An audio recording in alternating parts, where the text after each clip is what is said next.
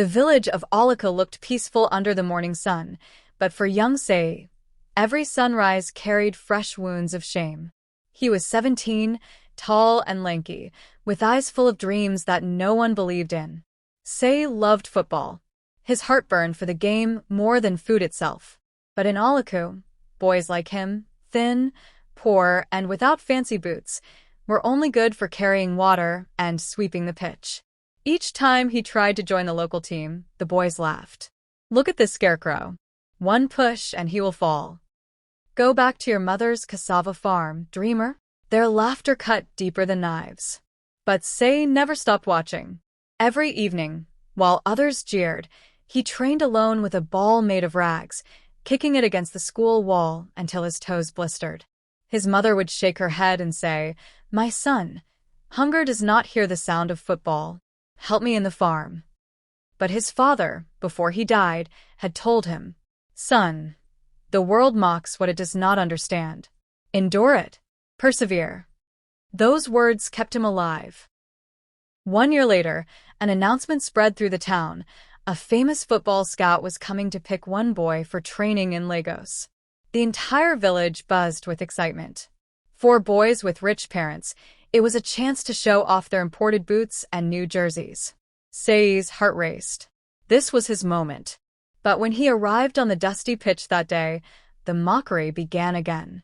"Ah, Sei, did you borrow boots from the ancestors?" Indeed, his feet were bare, his shorts torn. The boys jeered so loudly the scout himself raised a brow. The coach hesitated, whispering, "This one? He looks too weak." But Sei begged. His voice shook. "Please, just give me one chance." Reluctantly, they agreed. The whistle blew. The game began. At first, it was chaos. Sei stumbled, shoved around, laughed at.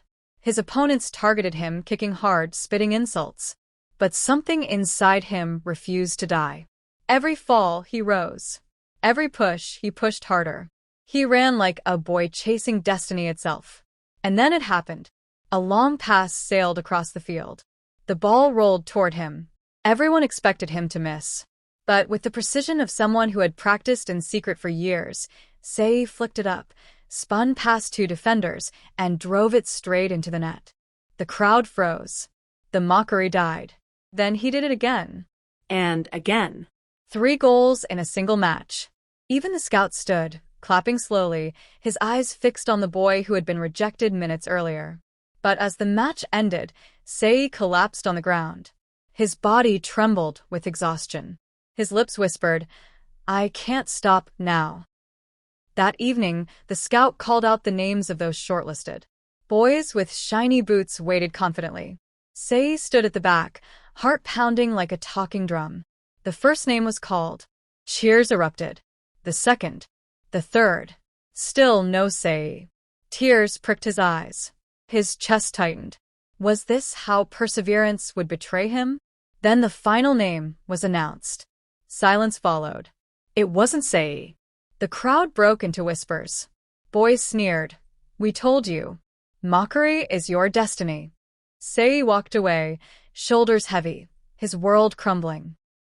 3 weeks later, when the villagers had already forgotten, a letter arrived.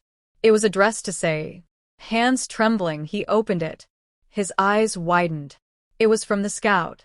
The letter read, "You were not chosen that day, not because you were not good enough, but because your strength shocked me. I wanted to test your patience. Others will be sent to Lagos. You will be sent abroad." The ground nearly slipped under Sei's feet. Abroad? Him? Tears rolled down his face as his mother hugged him tight, whispering prayers of gratitude.